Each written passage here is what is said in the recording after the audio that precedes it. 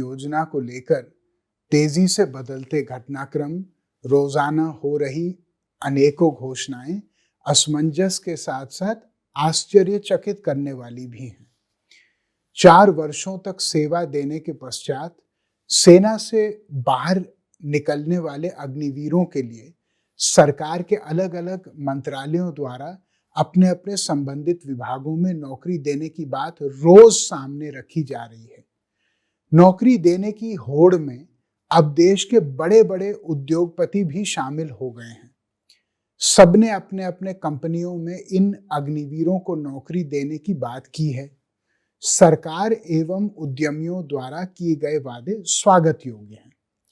नौकरी के इतने विकल्पों और अग्निवीरों की इतनी मांग जब देश के सरकारी व गैर सरकारी जगहों पर हैं, तो अग्निपथ योजना के खिलाफ आंदोलन कर रहे युवकों का आंदोलन तत्काल खत्म हो जाना चाहिए था।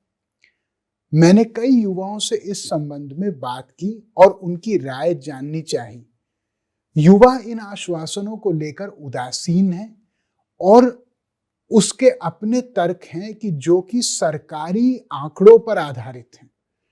आंकड़े पूर्व सैनिकों के प्रति सरकारी उदासीनता का परिचय देते हैं।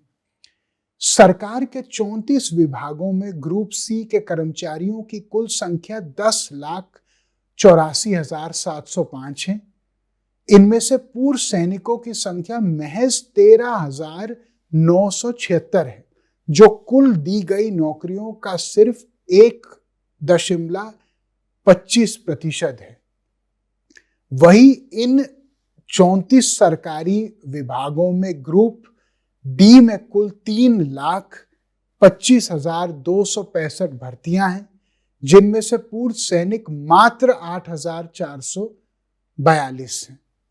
अगर इन आंकड़ों को देखें तो तमाम सरकारी और गैर सरकारी विभागों द्वारा अग्निवीरों को नौकरी देने की बात महज खानापूर्ति लगती है। सरकार अगर अग्निवीरों को नौकरी देने के लिए इतनी ही गंभीर है तो वो ये भी बताए कि देश में 1 करोड़ से भी अधिक सरकारी पद रिक्त क्यों हैं। युवाओं ने यही सवाल देश के उद्यमियों से भी किया है।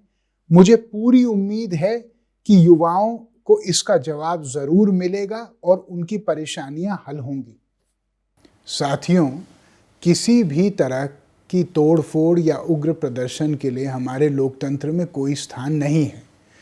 सेना ने यह साफ कहा है कि जिन जिन युवाओं के खिलाफ प्रदर्शन के दौरान पुलिस एफआईआर दर्ज करेगी, उन्हें आर्मी में बहाली नहीं मिलेगी। सरकार को यह सुनिश्चित करना चाहिए कि किसी एक भी निर्दोष युवा के खिलाफ झूठा मामला ना दर्ज हो।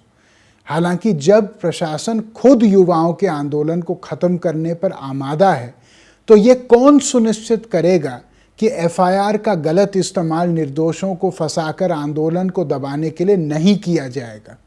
संबंधित माननीय न्यायालयों और सरकारों से उम्मीद है कि वो इस दिशा में भी गौर करेंगे।